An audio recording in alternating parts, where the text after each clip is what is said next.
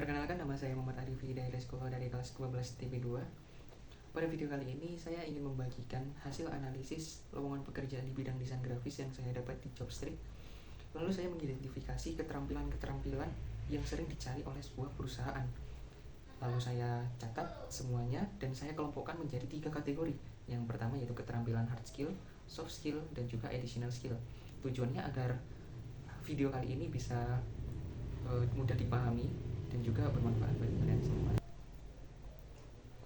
Nah, pada hasil laporan yang ada di samping sini dapat kita lihat di bagian yang pertama hard skill itu ada yang namanya paham prinsip desain. Kenapa sih harus paham sama prinsip desain? Karena semua orang itu bisa desain, tapi nggak semua orang itu paham sama prinsip-prinsip desain. Seperti itu, contohnya kayak keseimbangan, terus kontras dan lain sebagainya.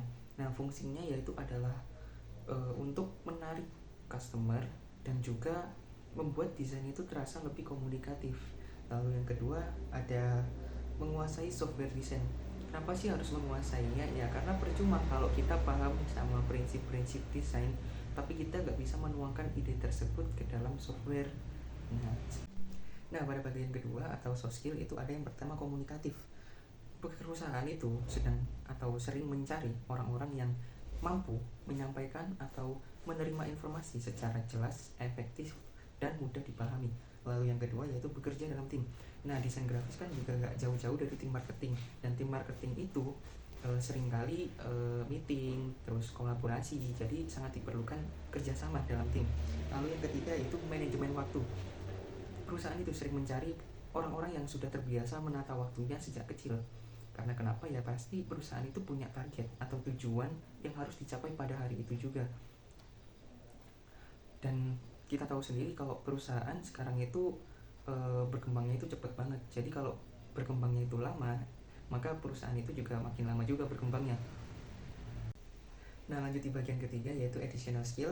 Yang pertama ada multitasking. Perusahaan itu seringkali berpikir kenapa harus menggaji 2 karyawan untuk 2 skill kalau bisa 1 karyawan untuk 2 skill. Makanya di sini multitasking di sini itu perlu. Karena perusahaan itu suka sekali mencari orang yang bisa desain grafis sekaligus videografi, fotografi, terus editing video juga. Jadi mengapa multitasking itu juga penting. Lalu yang kedua yaitu menguasai bahasa asing. Nah, desain grafis tentu nggak jauh-jauh juga sama yang namanya kolaborasi. Dan kolaborasi ini nggak menutup kemungkinan kita akan kolaborasi dengan orang luar negeri. Jadi kemampuan bahasa di sini juga penting. Makanya itu di sini saya tambahkan di additional skill yaitu menguasai bahasa asing.